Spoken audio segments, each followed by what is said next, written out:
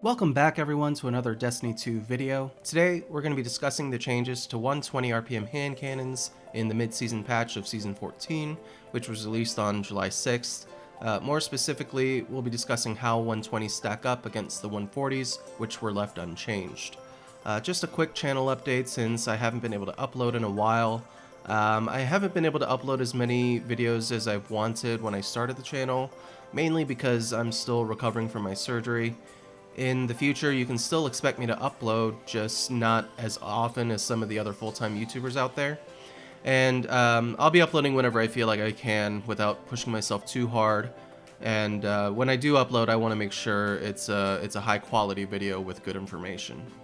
Anyway, in this video, we'll be discussing exactly what was changed regarding 120s. I'll be giving my analysis on what these changes mean for the current state of balance between 120s and 140s. Alright, let's get started.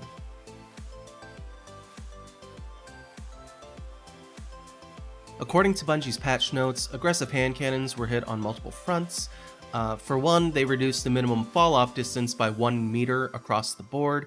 For those of you who don't know, the minimum fall-off distance is just a fancy way of saying the distance at which your weapon begins to experience damage fall-off due to range.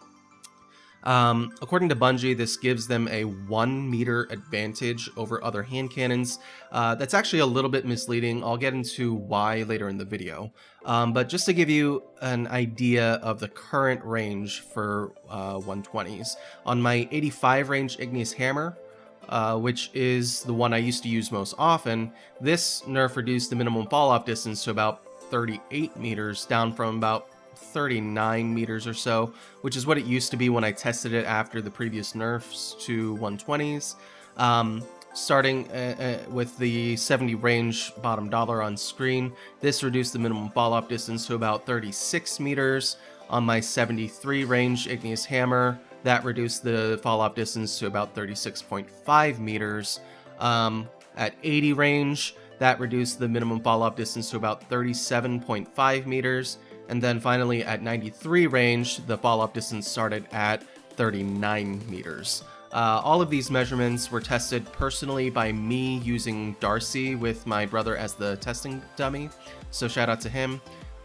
One thing to be aware of is that depending on just exactly how you measure the range with Darcy, because it only shows whole numbers, my range measurements may actually be slightly off from how other people do their measurements, potentially up to a meter or even 2 meters.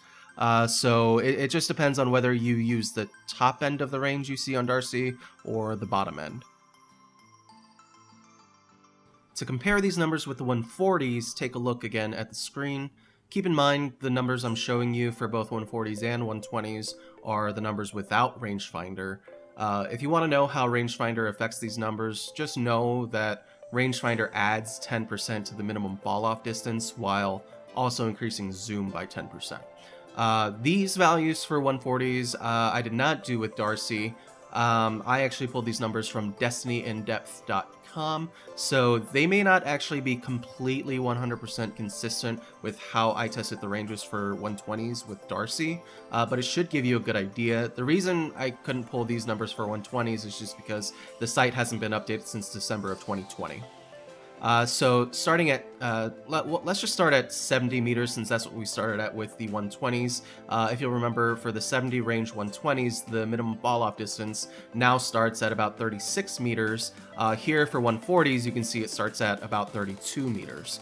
So basically about a 4 meter difference. And then I listed the ranges going up by increments of 5, and then all the way down at 90 meters, the minimum fall-off distance for 140s is about 34 meters, as opposed to the 93 range 120 that I tested was about 39 meters, so that's about a 5 meter difference. But again, it could be a plus or minus 1 or 2 meters, depending on how I measured the ranges. Another thing they did was reduce the aim assist minimum fall-off distance by 1 to 2 meters, depending on the range stat. I don't feel a very big difference when it comes to this change, to be honest. I think if I hadn't read the patch notes, if nobody had actually told me that this had been changed, I definitely would never have noticed that this was changed. And finally, and most importantly, they actually changed the damage profile of 120s. This was the big nerf, in my opinion. They reduced the precision damage multiplier from 1.8 to 1.6, with their reasoning being that they wanted to prevent easy 2-tapping in PvP, although 2-tapping with 120s is definitely still possible. I'll get into this more later in the video.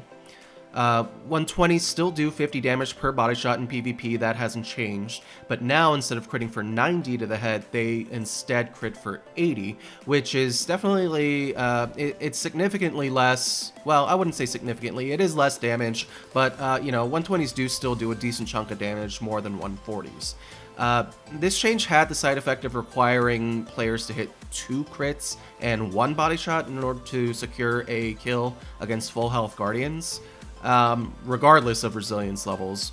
If you guys remember before, 120s used to only need 1 crit and 2 body against anyone that had under 5 resilience. So if you look at the screen again, I've listed the total health values for Guardians at the 11 different possible tiers of resilience, including 0. Keep in mind that these are estimated values based on testing other people have done, at least as far as I'm aware. It's hard to know exactly how much shield each resilience value gives down to the decimal point, because the damage numbers in Destiny 2 that you see on screen are rounded to the nearest whole number. So as you can see, a Guardian with 0 resilience has 186 health, and a Guardian with tier 10 resilience has either 200 or 201 health, just kind of depends on what source you look at.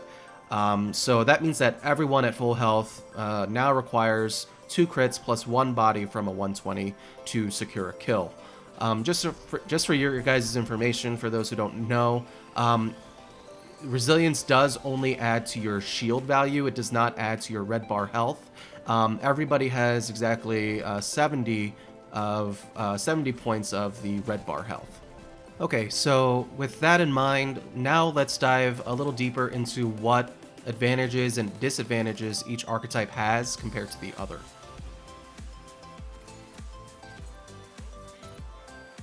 Let's start by talking about how the range of 120s now stacks up against that of the 140s. Based on the numbers I've shown you, as well as my own experience in the Crucible since the nerf, I think 120s do still have a significant range advantage over 140s. Like I said earlier, I think that Bungie's note regarding 120s now having a 1 meter advantage over other hand cannons is a bit misleading, and there are a few reasons why I say this. So for one, despite the damage per shot nerf, 120s can still have some damage fall off while retaining the ability to 3-tap, just because they still do more damage per shot than 140s. In addition to this, once you get any damage buff going on a 120, even if it isn't necessarily enough to 2-tap, it does still add to the potential 3-tap range. On the other hand, 140s require 4 shots to kill pretty much as soon as they start to experience any damage fall off, so 120s do still have a significant edge in the range department, just not quite as much as they used to. Another thing to note is that while 120s quote-unquote only have a 1 meter advantage over 140s when they actually have the same range stat, we can't ignore the fact that 120s just naturally come with higher base range. So for instance, a non-Adept Igneous Hammer can roll with up to 96 range, while the Adept version can literally hit 100 range. It can literally max out the range bar, and you don't even need to be using the Adept range mod to do this. There are no 140s in the game that can do this, at least to my knowledge, and this is why I say it's not really practical to state that 120s only have a 1 meter advantage over 140s. So on screen are the base ranges of several popular 120s. Keep in mind that all of these except for Sturm can roll with a lot of extra range to easily get their range values up to the 80s or even higher. Out of all of these, the Bottom Dollar, True Prophecy, and Criminal's Dagger can all come with Rangefinder, which again adds 10% zoom and 10% range while aiming down sights. And now, here are the base ranges of several popular 140s. As you can see, with the exception of Ace of Spades, which has a set roll, even the lowest range 120, the Loud Lullaby, still has more base range than all the other 140s, with Hot Moon coming in the closest at 57. It is worth noting that the Adept Palindrome with the Adept range mod can technically hit 91 range, plus it can roll with Rangefinder, but I don't really think Adept range is ever worth taking over Adept Icarus, which provides +5 range anyway. So I think a more practical assessment would be that it can hit 86 range with Adept Icarus, plus it can roll with Rangefinder. So with this specific roll, its damage falloff would start at 36.7 meters, which still doesn't allow it to match a well-rolled 120 even without Rangefinder. And additionally, this roll would have a higher zoom than a non-rangefinder 120, so it would be harder to use at closer ranges, which, in my opinion, kind of defeats the purpose of using a 140 over a 120 anyway. For reference, of the 140s listed here, the ones that can roll with rangefinder are Waking Vigil, which just has god-awful range anyway. I'd probably stay away from that one. Palindrome, and Dire Promise.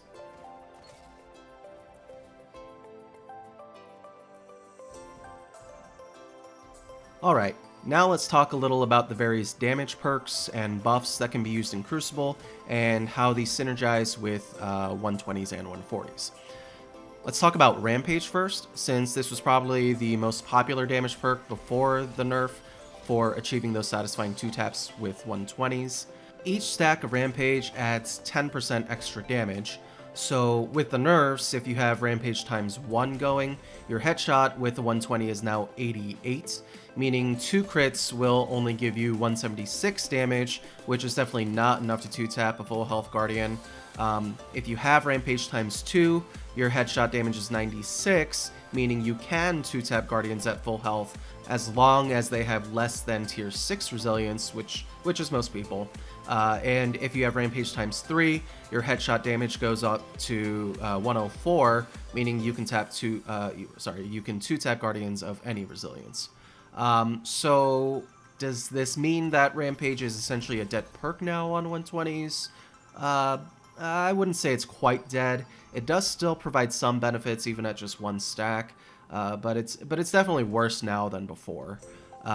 If you just have 1 stack, this does allow you to kill any Guardian below tier 10 resilience with just 1 crit and 2 body shots instead of the usual 2 crits and 1 body.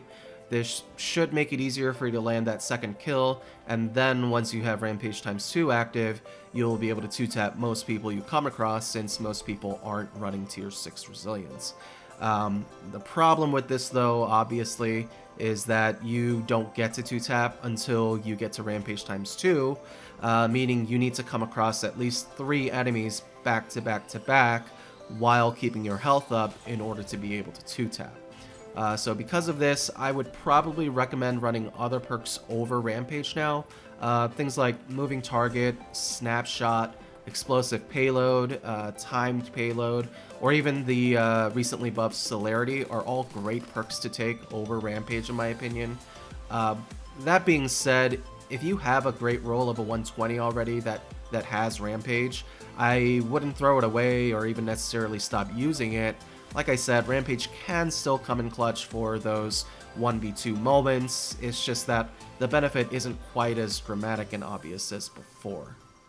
For 140s, I'd say Rampage provides us a benefit similar to what it now provides to 120s post-nerf, just without the ability to 2-tap regardless of how many stacks of it you have. For any Guardian with tier 2 resilience or higher, which is basically everyone, you normally need all 3 shots to be crits in order to be able to 3-tap with the 140, right? Well, if you have Rampage times 1, which adds 10% extra damage, you end up doing about 77 damage per crit and 51.7 per body shot, meaning you can do about 206 damage with just 2 crits and 1 body shot.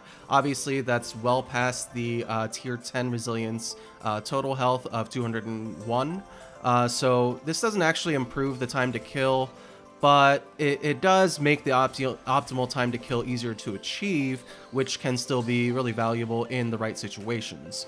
Again, just the difference between 120s and 140s here is that while 120s can still 2-tap once you get enough stacks of Rampage going, 140s can never 2-tap with just Rampage alone.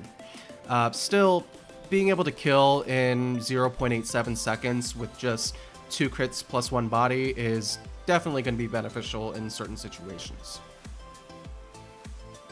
As far as Swashbuckler goes, Swashbuckler times 1 adds 5% damage, while Swashbuckler times 5 adds 30% damage, which is the same as Rampage times 3.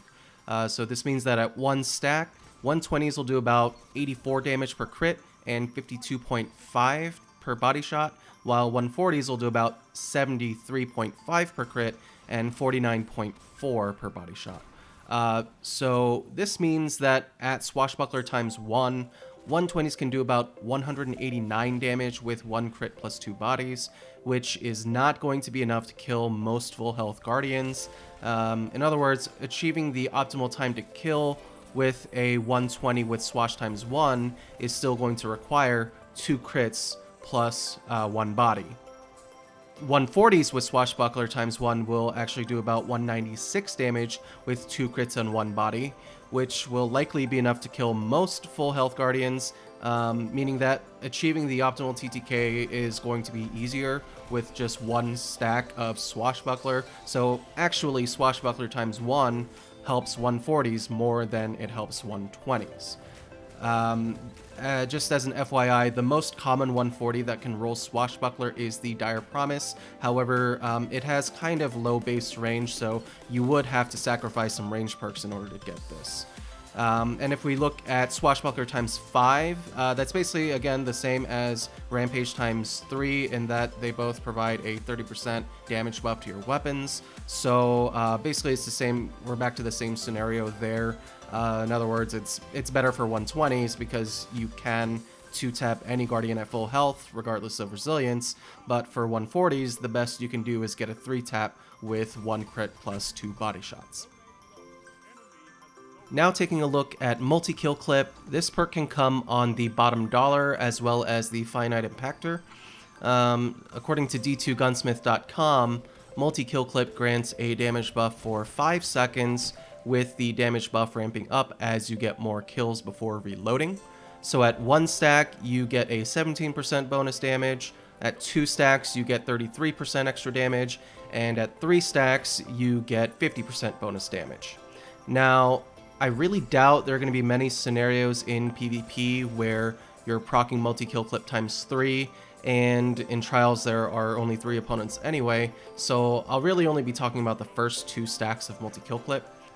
If we take a look at the bottom dollar first, at 1 stack of MKC, you'll be doing around 93.6 damage per crit and 58.5 per body shot. And at 2 stacks, you're going to be doing basically Rampage levels of damage, Rampage times 3 that is, which is 106.4 per crit and 66.5 per body. Basically what this amounts to is that you won't be able to 2-tap with just 1 stack of Multi-Kill Clip most likely, but you will be able to with 2 stacks guaranteed.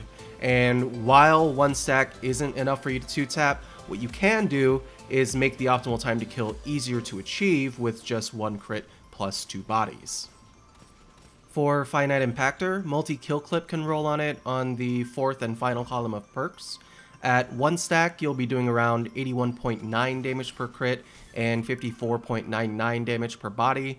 And with 2 stacks, you'll be doing around 93.1 damage per crit and 62.51 per body. So what this basically means is that you can actually 3-tap people under 6 resilience with just 1 crit plus 2 bodies if you have 1 stack going, so that's definitely helpful. And if you have 2 stacks, it unfortunately really doesn't help you much more than the first stack. You end up still needing 1 crit plus 2 bodies for anyone at 1 resilience or higher, which is basically everyone again. But I guess if you have 2 stacks going and happen to get lucky and come across like a brand new player, I guess you can have fun 2-tapping them, I guess. Okay, now let's talk about the tried and true damage perk over Destiny's history, the classic Kill Clip. Kill Clip grants your weapon a damage buff for 5 seconds like Multikill Clip if you reload within 3.5 seconds after a kill.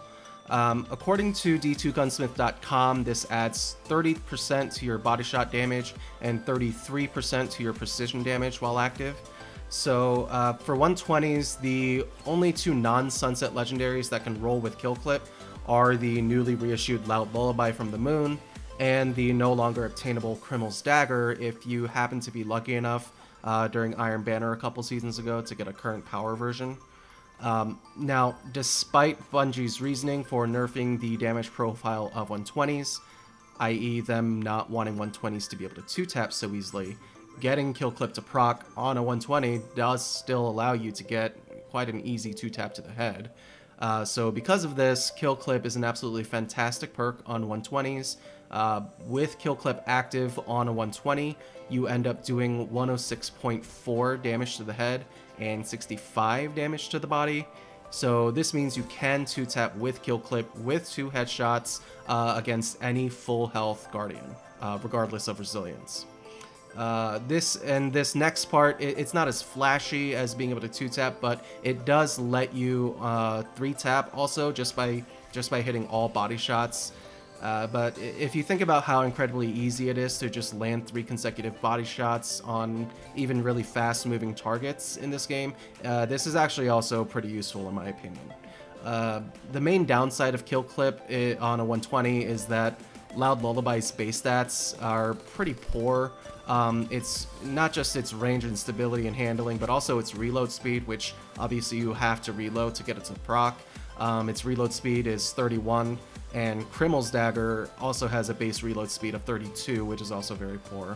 But you could work around some of these pretty easily with certain perks and reloader perks, so that's not too big a deal. At least not quite as much as the other base stats on it. Now switching gears to talk about Kill Clip on 140s, it's still a useful perk, but not as powerful as it is on a 120. Just for reference, the non-sunset legendary 140s that can roll with Kill Clip include Waking Vigil, Nation of Beasts, and Fatebringer, and I think Ancient Gospel. I'm not actually sure if it's sunset or not. I don't have one, and I can't remember the last time I actually got killed by one either, so I'm actually not sure. But a 140 with Kill Clip active will hit for 93.1 to the head and 61.1 to the body. And since the Guardian's baseline health with 0 resilience is 186, basically everyone you come across will still require 3 shots to kill even with Kill Clip active. However, what you can do is kill all non-super Guardians at full health with just 1 crit plus 2 bodies, which is still really good, kind of like Memento Mori allows Ace to do. Remember, 140s have already a pretty decent optimal TTK of 0.87 seconds.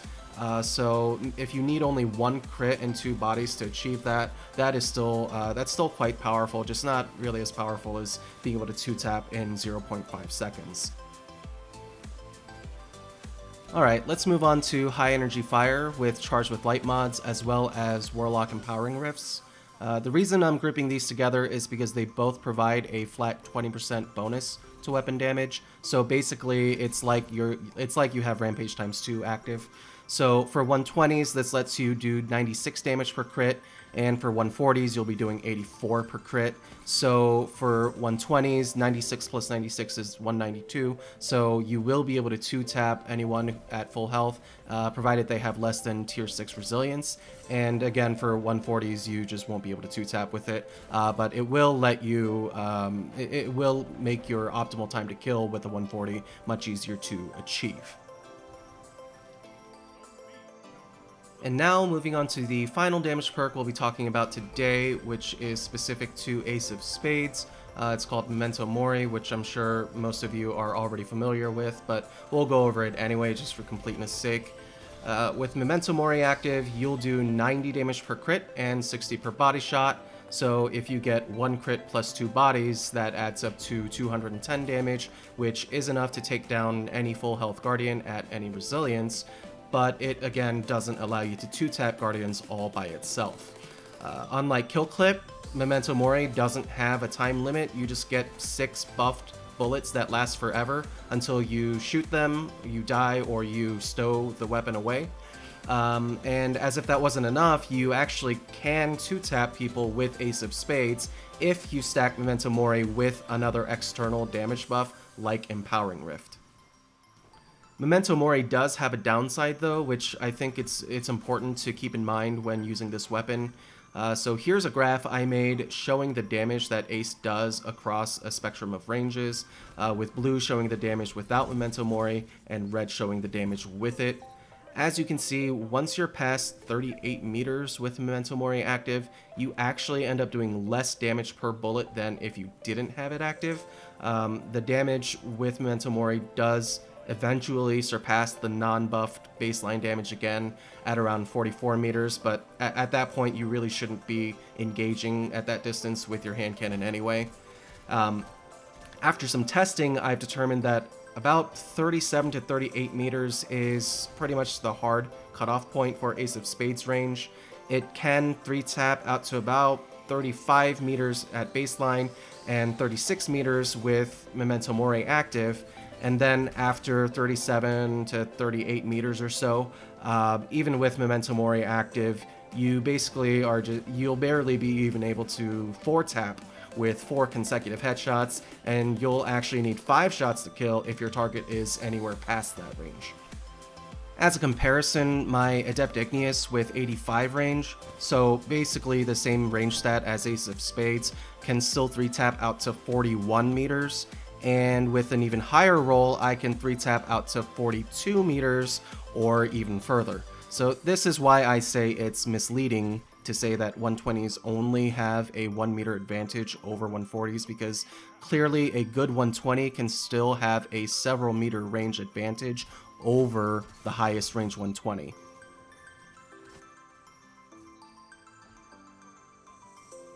Okay, now moving on from the damage perks, let's talk aim assist values. I know this isn't really talked about as much as the other things I've covered so far, but I think it's worth taking a look anyway, just so we're taking in all the relevant information before coming to a conclusion. So here are the non-sunset 120s paired with their baseline aim assist values in order from greatest to least. Not bad, usually in the 60s, with CERN being the lowest at 50. And now here are the non-sunset 140s paired with their baseline aim assist values, also order from greatest to least. As you can see, we can conclude that 140s have better aim assist than 120s, assuming that each point of aim assist affects both 120s and 140s in the same way. To my knowledge, they do, but I haven't personally tested this because I don't know how I would. And I don't know anybody else who's tested this either, and I don't know if this has been confirmed by Bungie. If anybody does know this information, also just please let me know in the comments.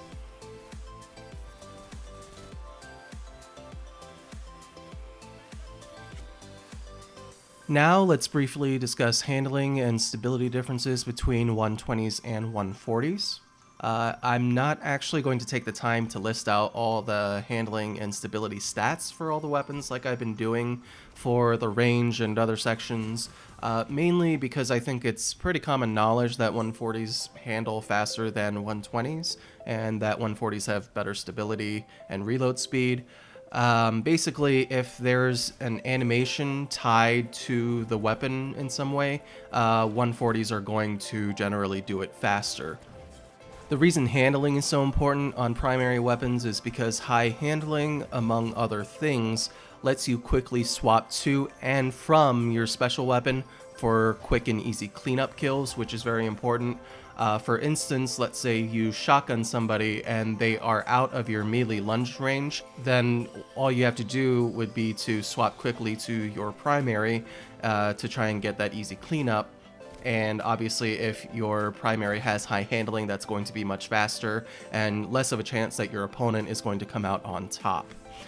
Stability obviously is important even for mouse and keyboard players, I would say, partly because better stability means you have an easier time just physically aiming with your mouse or controller, whatever input method you're using, but also because it means that weapon bloom resets faster in between your shots.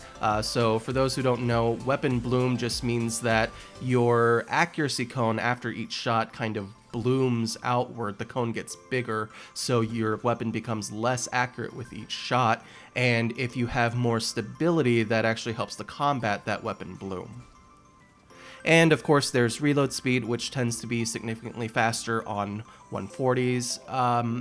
I generally don't mind the slower reload speed on 120s as much once you get used to it. The time that I really notice it, I guess, is if I've been using a 140 for a while and then I happen to switch to a 120. That's kind of when it bothers me the most, but I don't think that really, that usually doesn't lose me any fights. So I think stability and handling are kind of the main ones to focus on here. In both of these areas, 140s definitely have the upper hand, making them feel better to use for a lot of players.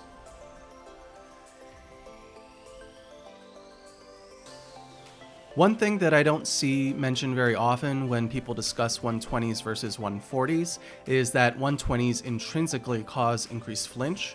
That is to say, 120s essentially come with high caliber rounds built in, so against a 140, even within optimal 140 range, a lot of times a 120 will still win out despite the slower optimal kill time, because the extra flinch makes it harder for the 140 user to land 3 consecutive headshots. I've been winning a lot of duels using 120s against 140s since the latest nerf, and I think a lot of this can be attributed to the increased flinch caused by 120s. Now, I'm not actually sure if high caliber rounds on 120s will stack with the increased flinch on the weapon. That is to say, I don't sure if there's going to be extra flinch because you use high caliber rounds on a 120. But I've personally never been able to tell the difference by feel, at least, when I'm getting shot by a 120 with high caliber rounds versus one without. So because of that, if you are using a 120 still, I would recommend running something like light mag, definitely ricochet rounds, or maybe even armor piercing rounds, just so that you can occasionally get the collateral damage instead of high cal rounds.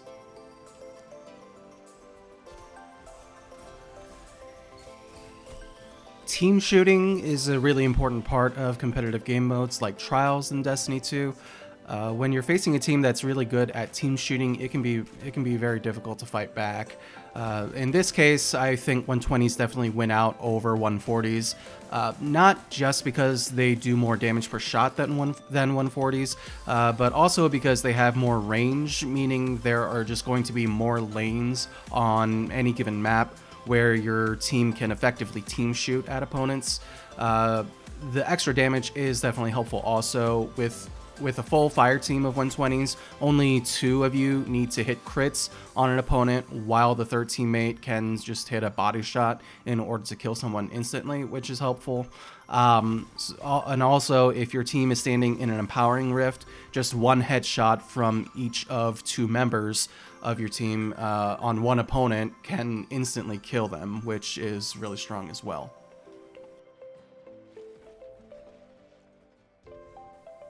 The last topic we're going to be covering in this section is Peekshooting. Peekshooting is an extremely valuable skill. It's something that definitely should be part of your core gameplay, especially when using high burst non-automatic weapons like hand cannons and, to a lesser extent, pulse rifles.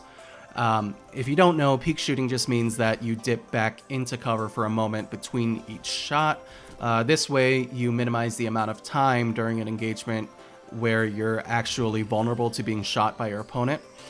The idea is that since you can't keep shooting at your opponent in between your hand cannon shots, you're not going to let them shoot at you either. So if you haven't learned this skill yet and you're struggling to use hand cannons, this could very well be why, or at least the big reason why.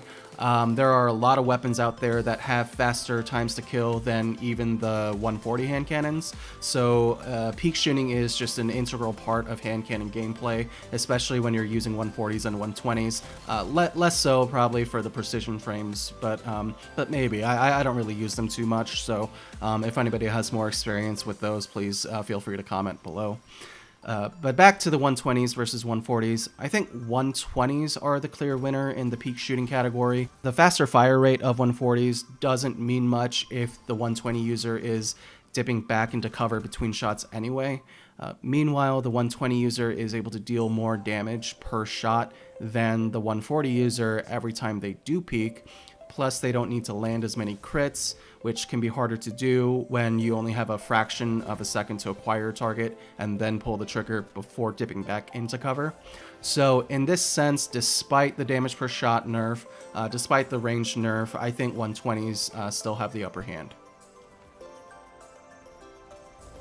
Okay, so as far as the pros and cons of each archetype, that's pretty much all I wanted to cover.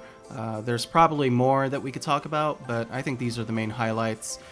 But before I wrap up this video, I want to take a moment to talk about what is the best 120 in the current sandbox, as well as the best 140, and then I'll make a general conclusion about 120s versus 140s before wrapping up the video.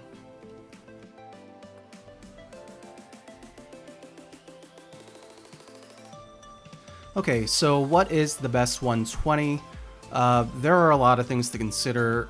Most of the 120s are still quite strong in my opinion, whether it's because of the ranges they can reach, their base stats, certain damage perks like kill clip especially, or a combination of these. Because of this, certain 120s are going to be better at different things than others. For instance, the Loud Lullaby is the only 120 that can roll with kill clip that is both non-sunset and still obtainable, meaning it's the only one that can 2-tap after a single kill without external buffs of any kind like Empowering Rifts or Charge with Light. On the other hand, the Igneous Hammer is still an absolute beast when it comes to its neutral game because of its high base stats. It's the only 120 that can take adept mods also. These things combined just make it so consistent to use, and it feels very good to use still. I think ultimately neutral game is much more important than the ability to 2-tap on occasion, which is why, especially for modes like Trials of Osiris, where you really just need to get that first kill first and foremost. And so this is why I'm mainly considering neutral game as the determining factor when it comes to deciding which one is best. So for this reason, I would choose the Igneous Hammer as the strongest 120 despite the nerf to its 2-tap potential, because the only damage perk it has access to is Rampage, which we've already discussed. It has a fairly limited perk pool in a good way. Many of its perks are quite strong in both categories. I would say probably the worst ones at this point are One for All, maybe Rampage now. But even those aren't too bad, I would say. They both have situational uses even in PvP. If you happen to get an adept version of this weapon, you are guaranteed to roll Celerity in the last perk column along with one other perk. And with the recent buff, recent buff to Celerity and the nerf to Quick Draw, I think Celerity has become a really good option to go for in that last column, especially since Rampage, which shared a spot in that same column, has been nerfed to no longer allow 2 taps at just 1 stack. So just having that extra handling can make 120s feel really good. If I could handcraft an Igneous Hammer in the current sandbox, I would probably go with small bore or hammer forged rifling in the barrel column. I'd probably stay away from full bore unless you get stability masterwork. Ricochet rounds definitely for both the range and stability.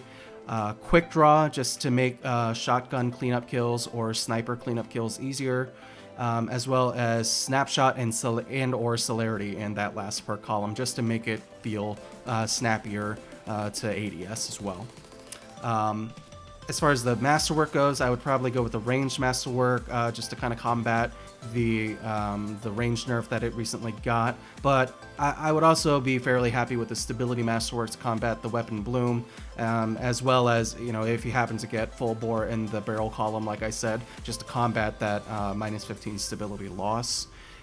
If, however, you really don't like playing trials, which is understandable, I would suggest a well-rolled bottom dollar or steady hand as the runner-ups. Both of these are still fantastic options with good base stats, though obviously not as strong as the Igneous Hammer, but both of these are still very solid 120s.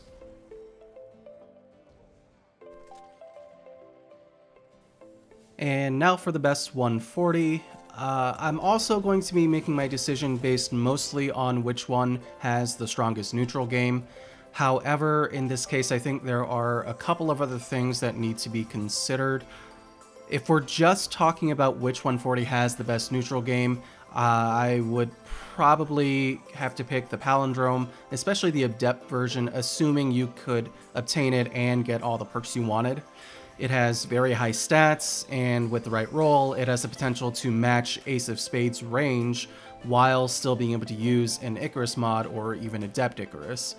However, those who didn't get that perfect roll last season are stuck waiting for it to come around again. Plus, my understanding of Bungie's plan is that there won't be a specific Nightfall week dedicated to dropping just the Palindrome like there was last season, meaning it'll be harder to get that perfect roll. Especially the Adept version. And there are also a lot of people who just don't have the time to reach the required power level to even do Grandmasters, meaning they would have to settle for the non-Adept version, which is still not bad, but obviously not optimal, mainly since you'll be missing out on extra stat points, as well as the ability to take Adept mods, especially Adept Icarus.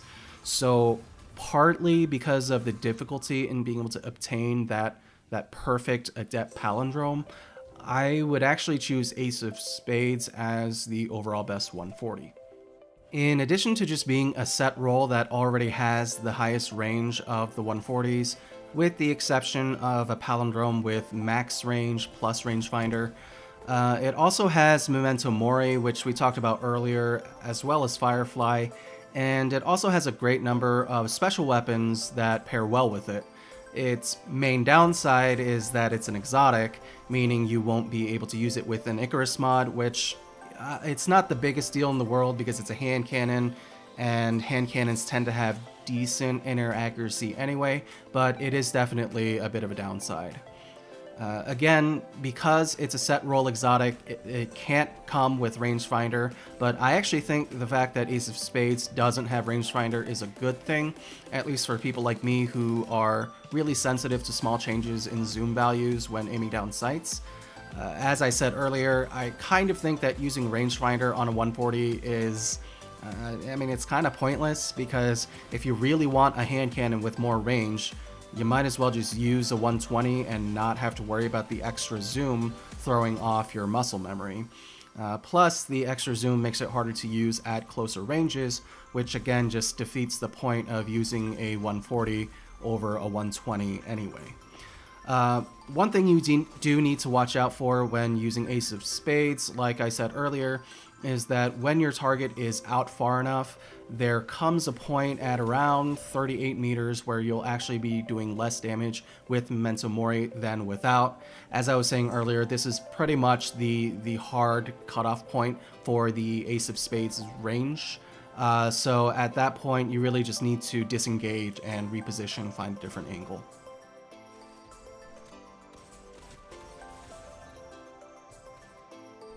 Okay, so 120s versus 140s. Which is better? It's hard to say. My take on this is that this is one of those really, really rare situations in gaming where you actually have a good balance among the various weapon archetypes. I think that whether you use a 120 or 140 is largely up to your personal preference based on your personal playstyle. That's why I went into such detail about all the strengths and weaknesses of each archetype, because I really want the viewers of this video to have all the information you need to be able to just figure out for yourself which is better for you. But I am going to pick a winner, at least by some criteria. So just as a quick review, when it comes to damage profile and optimal time to kill, I would say it's kind of a tie because they both have different strengths. So 120s still have a bit of an advantage in damage per shot, while 140s have less damage per shot in exchange for a faster fire rate. 140s kill faster, but 120s are a little more consistent just because you don't need 100% headshot accuracy. So again, I'd probably call this one a tie. It really just depends on the situation you find yourself in, if you're shooting from behind cover, etc. 140s would probably win in a 1v1 engagement out in the open with no cover, assuming you're within the optimal range of the 140. Then again, 120s would probably win in a 1v1 if both parties were peek shooting or if the engagement was happening at anything past around 35 meters or so. In the range department, despite what Bungie made it sound like in their patch notes, 120s are still very dominant over 140s in terms of range. Again, my 85 range Ignis Hammer can 3-tap out to about 41 meters, while an 86 range Ace of Spades, about the same range, can only 3-tap out to about 35 or 36 meters, depending on whether or not you have Memento Mori up. So that's a good 5 to 6 meter range difference, which is very significant. As far as damage perks go, it can depend a little on what the damage perk is, but generally speaking, 120s went out here.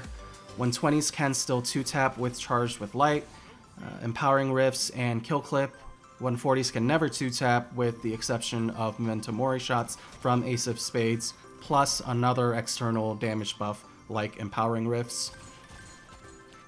In the aim assist department, 140s have the clear lead there by about 10 points of aim assist on average. Obviously, with more aim assist, your shots are going to feel a little more consistent. In terms of handling, stability, reload speed, 140s also win out here. 140s typically feel pretty snappy when compared to 120s, but depending on what perks you get on your 120, like Snapshot, you can make 120s feel very snappy also. As far as peek shooting goes, I'd say 120s again have the upper hand, mainly because when you're dipping into cover between each shot, this kind of negates the fire rate advantage of 140s. Team shooting, again, I think 120s win here, not just because of the extra damage, but also because their extra range allows your team to take advantage of more lanes on any given map. And finally, for flinch, 120s intrinsically have more flinch than 140s. But Ace of Spades does come with high caliber rounds as part of its set role, so if you're going to use another 140 that doesn't have high cal, obviously the 120s would win out here. So if we count up the number of wins for 120s and 140s for these categories, we end up with a 5-2 lead in favor of the 120s, although I guess I did group together handling, stability, and reload speed, so I guess you could say it's 5-4 in favor of the 120s. Either way, I think 120s have more advantages than the 140s, but I don't necessarily think that means they're outright better just for that reason. If I had to pick a winner, though, I probably would choose 120s, but honestly, the balance between these two archetypes is so close that, like I said before, it's mostly up to your personal preference and playstyle. That being said, 140s have definitely become more popular than 120s since the nerf, because I think more people prefer to use 140s over 120s due to them just feeling snappier and feeling better to use. I think at this point it's just that 140s are so close to 120s in terms of power that it's not necessarily harming you or holding you back to use a 140 over a 120. But like I said, I think it's mostly personal preference. If you want to use a 140 or a 120, I say go for it because you can find a great deal of success with either at this point. Alright everyone, that's going to be the end of this video. Thank you to those of you who managed to make it all the way through to the end. I know this was a long one, but I feel like it kind of had to be for me to do this topic justice. And even then, there are probably more things we could talk about.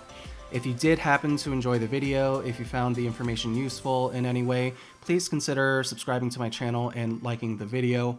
As I said in the intro, because of personal life circumstances, I may not be able to upload quite as often as some of the other full-time YouTubers out there, but when I do upload, I do try my best to make sure it's a high-quality video. One unrelated reminder before I go, make sure you guys turn in your Vanguard tokens before the end of this season, because the old token system is being retired at the end of this current one. Again, thank you guys for watching, and I hope to catch you in the next one.